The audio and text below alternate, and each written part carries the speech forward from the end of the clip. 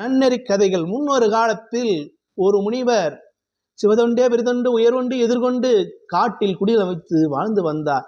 அவ்வப்போது அரசன் அங்கு அவரிடம் ஆசி பெற்று செல்வது வழக்கம். வரும்போதெல்லாம் தன் அரண்மனை சிறப்புகளை பற்றியும் பெருமைகளை பற்றியும் சொல்லுவது வழக்கம்.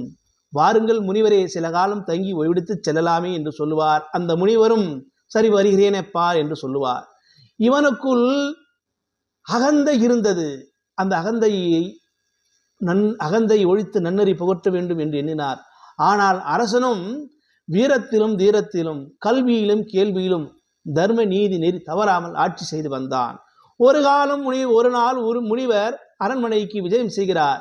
விஜயம் செய்கின்ற போது அறிந்த முகமாக இருப்பதால் அனைவரும் உள்ளே அழைத்து செல்லுகிறார்கள். இவர் உள்ளே போனதும் தெரிந்த வீடு போல தெரிந்த இடம் போல நடந்து கொள்கிறார். யாரையும் கண்டுகொள்ளவில்லை. அமைச்சரையும் கண்டுகொள்ளவில்லை, மந்திரியாரும் கண்டுகொள்ள, காவலார்கள் யாரும் கண்டுகொள்ள. அவரு பார்த்து உரை வருகிறார். அரசன் இருக்கும் இடத்திற்கு வருகிறார். அறைக்கு அரசன் துணுக்கிட்டு, ஐயா சுவாமி, வந்ததற்கு நான் பாக்கியம். இந்த அரண்மனை புனிதத்தன்மை ஆய்ந்து விட்டது. நீங்கள் என்ன கட்டளையிடுங்கள், நான் செய்ய காத்து கிடக்கிறேன் என்று சொல்வார். அந்த முனிவர், சில காலம் இந்த விடுதியில் நான் தங்கி ஓய்வெடுத்து செல்லலாமே என்று நினைக்கிறேன் என்றார்.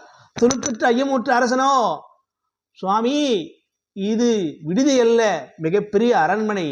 அப்பா, அரண்மனை என்கிறாயே, இதற்கு முன் இது யாருக்கு சொந்தமானது என்பார். இது என் தந்தைக்கு.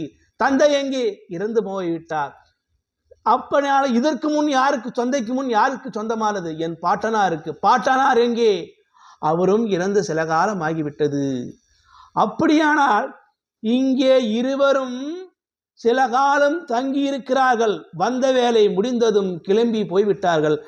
அப்படி என்றால் இது விடுதிதானே, நீ இதனை அரண்மனை என்கிறாரே என்று கேட்கின்ற போது இந்த அரசன் துணுக்கிட்டான். தவறு உறந்தான். துறவியின் பதிலை கேட்டு அரசன் திகைத்து போய் நின்றான்.